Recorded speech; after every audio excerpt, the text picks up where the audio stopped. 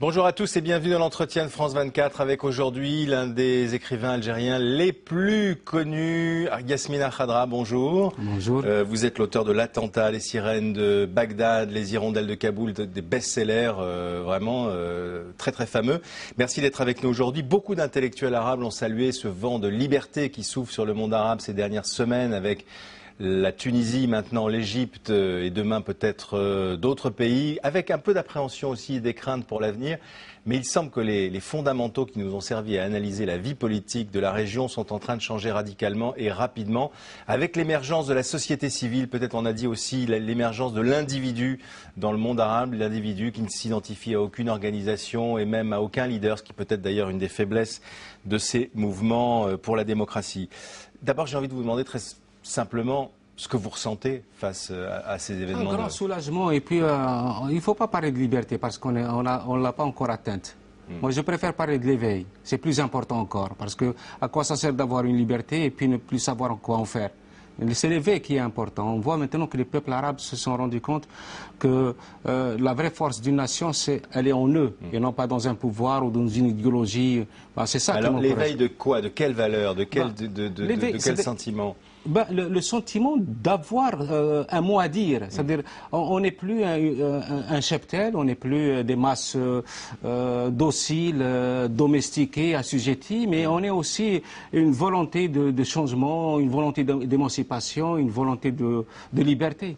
Ce qu'on a beaucoup dit justement des populations arabes, de la rue arabe, ce concept de la rue arabe qui était manipulable, qui était soumise éternellement, c'est fini ça à votre avis? Ça marque la fin de... Ah, je le souhaite, oui. Et puis il faut comprendre une chose, c'est-à-dire il n'y avait pas une sorte de terreur chez les Arabes. Il y avait surtout ce respect qui, par atavisme, nous fait penser que le président ou le roi, c'est le frère aîné de la nation. Oui, même on a vu le vice-président Omar Soleiman dire, au fond, pour expliquer le maintien de Hosni Moubarak, en appeler au respect du père, en disant, nous devons respecter le père, autrement dit le père de la nation, il faut le respecter aussi. Oui, mais maintenant, les peuples ont compris que... il tue le père. Il faut pas le tuer peut-être, mais il faut le balayer, il faut s'en débarrasser. Oui, c'est une façon de le tuer. Oui, il faut s'en débarrasser. Voilà.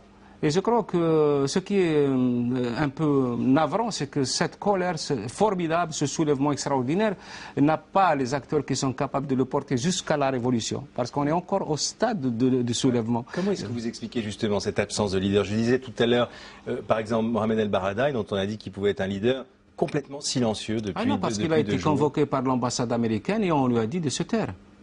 Parce que l'Amérique va peser de tout son poids pour que ce régime reste. Et chaque jour qui passe est à l'avantage du régime. Mais il n'est pas obligé d'obtempérer aux ordres de l'ambassade américaine. Ce n'est qu'un homme. Hein. Et qu'est-ce qu'il a derrière lui? Rien, c'est quelqu'un qui est tombé comme ça du ciel. Il n'a pas un itinéraire politique assez consistant, une crédibilité auprès des masses populaires. Vous savez, on se méfie toujours de ceux qui viennent d'ailleurs. On ne sait pas qu'est-ce qu'ils ont... Alors vous dites que les États-Unis vont se battre pour sauver ce régime. Mais est-ce qu'elles peuvent encore... On voit quand même que depuis quelques jours, Obama a quand même lâché Moubarak d'une certaine manière. Mais tout le monde... c'est pas l'homme qui est intéressant, c'est le régime. Alors sauver le régime sans Moubarak. Oui, on peut le sacrifier. Mais, voilà, mais il faut le sacrifier pour sauver le régime. Oui, mais à quoi ça sert que le régime reste là? Il faut que ce qui est vraiment terrifiant, c'est qu'il y a un soulèvement pacifique.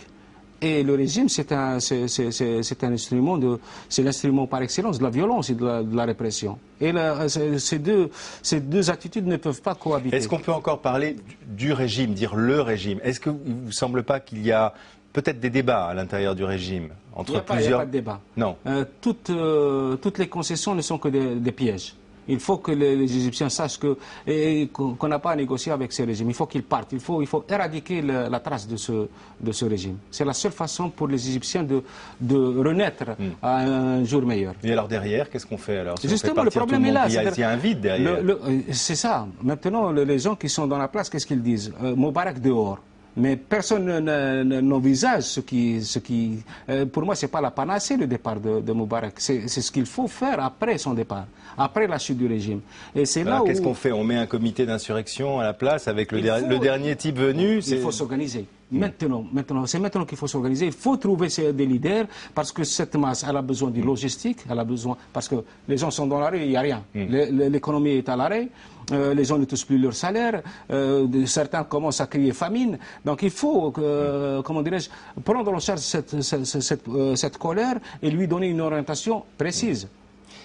Il y a une sorte de maladie, on pourrait dire de maladie infantile de certaines révolutions, pas toutes, parce qu'il y en a qui ont des leaders, mais de ne pas se donner un leader de peur que le leader trahisse au fond le véritable sentiment. C'est un risque à courir, on ne peut pas avancer sans avoir quelqu'un capable d'incarner les aspirations. Ça peut être qui alors, si c'est pas Barada?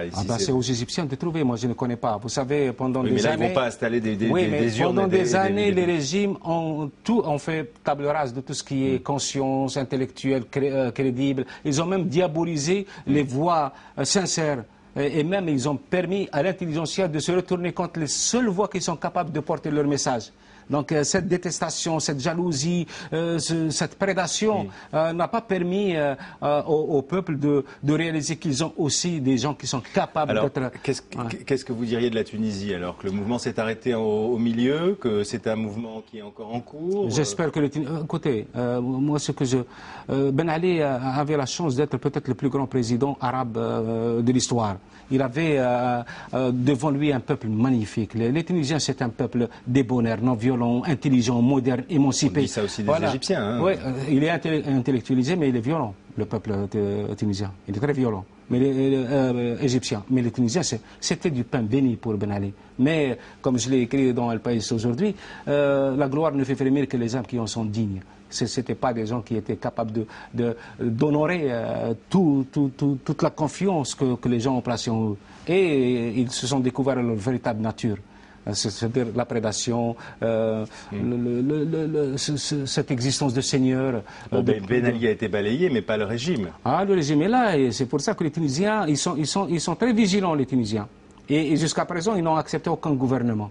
Ils sont en train de trouver véritablement leur voie. Et ce qui est triste, c'est que, bon, il fallait que les consciences soient consolidées dans l'esprit des gens pour que le jour où ils auront besoin d'eux, ils les trouveront.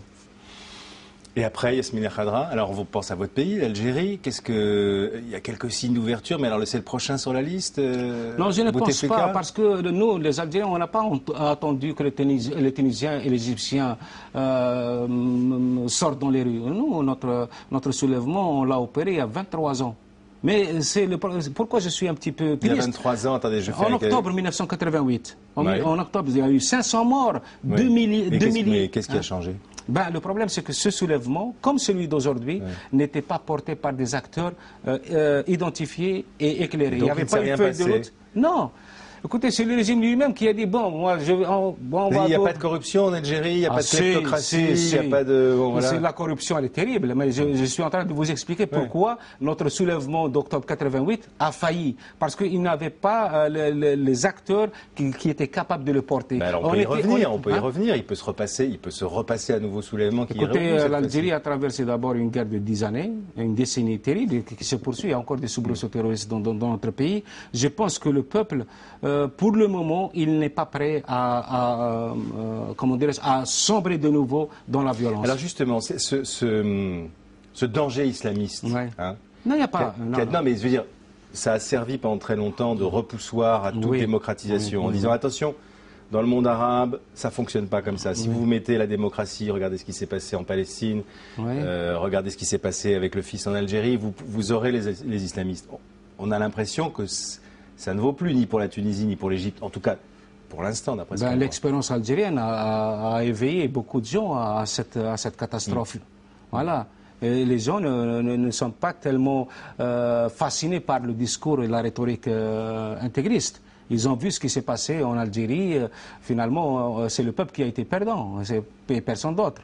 Donc il y a la place pour un mouvement démocratique dans le monde arabe entre les islamistes et les dictateurs. Il y a Il y a une autre voie, une troisième voie. Non, nous prouvons aujourd'hui que nous sommes quand même des peuples modernes. Nous savons aussi réclamer et exiger une vie décente. On veut l'émancipation. Bon, mais je retiens que vous ne souhaitez pas un changement politique en Algérie. Ah si, un changement politique. Moi, ce que je ne souhaite pas, c'est que le pays sombre parce que ça ne mènera à rien.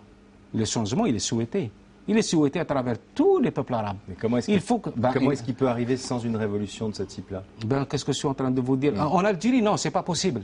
En Algérie, on attend tous l'Égypte.